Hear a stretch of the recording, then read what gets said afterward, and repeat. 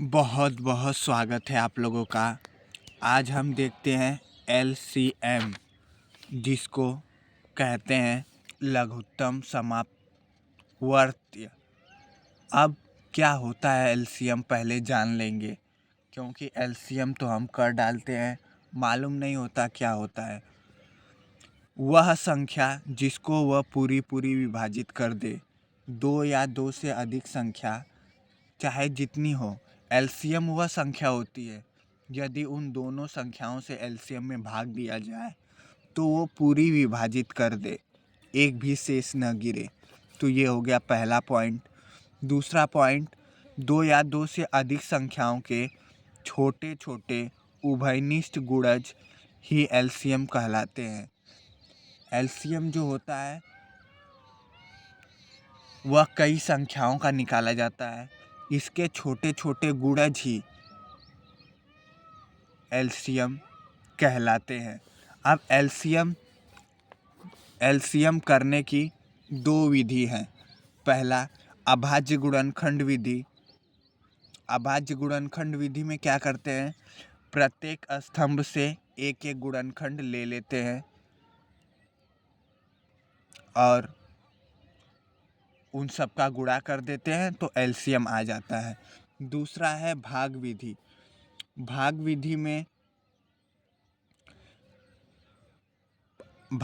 में भाग देते जाते हैं और तब छोड़ देते हैं जब भागफल 1 आ जाए, तब अब जितनी बार गया रहेगा उसका गुणा कर देंगे।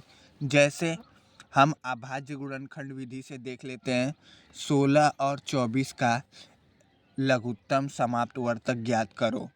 तो अभाज्य गुणनखंड विधि से निकालना है तो पहले 16 का निकालेंगे, फिर 24 का निकालेंगे अलग रप पे। 16 पहले छोटी संख्या, 2 अट्ठे 16, 2 2 चौको 8, 2 2 दूना 4, 2 एकम 2। तो क्या हो गया, 2 गुणे 2 गुणे 2। कितनी बार, 2 गुणे 2 गुणे 2 गुणे 2।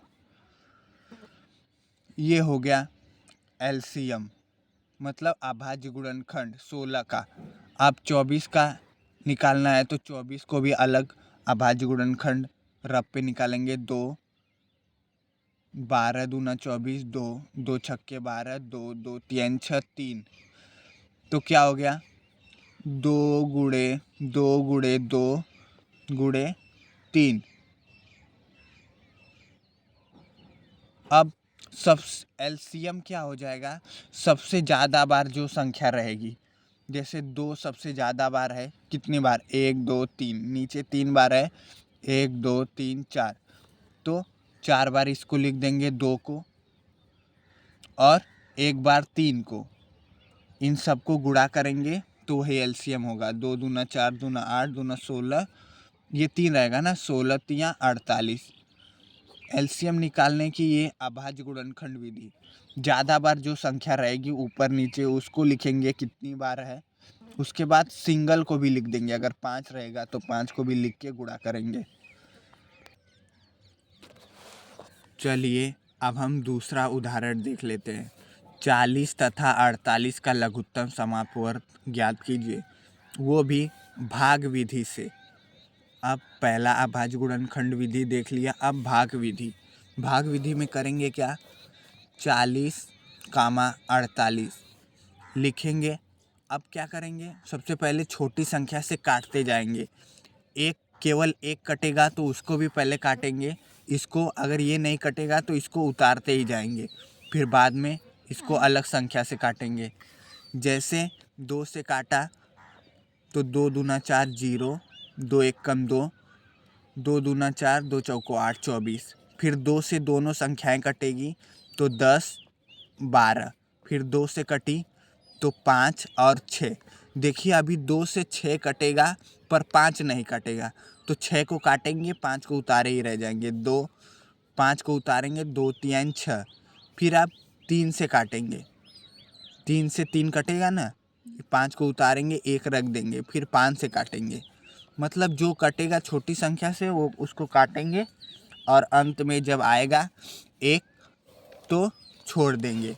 अब लिखेंगे क्या, चूँकि 40 तथा 48 का लस एलसीएम को शॉर्ट में लस भी कहते बराबर सबका गुणा कर देंगे। 2 कितनी बार है, 1 2 3 4, 2 गुणे 2 गुणे 2 गुणे 2, अब गुणे 3 गुणे 5, इन सबको गुणा कर देंगे तो आ जाएगा 2 दूना 4 दूना 16 दूना 48, 48 गुणे 3 गुणे 5, 48 तिया 8 त्रिका 24, 2 4 3 12, 2 14 गुणे 5, 4 5 20, 2 4 5 20, 2 22, 5 कम 5 2 7, 720। गुणा ध्यान से करिए, लगता है गुणा में गलत हो गया। क्या होता है, 2 दूना 4 दूना 8 दूना 16, तिया 48, 48 आ गया तो बचा ये केवल 5, 48 पाँचे कितना हो जाएगा, 48 पाँचे होता है 240, 5 ही बचा ना, 48 पाँचे 240, ये 240 एलसीएम हो गया। केवल गुणा ध्यान से करिए। धन्यवाद।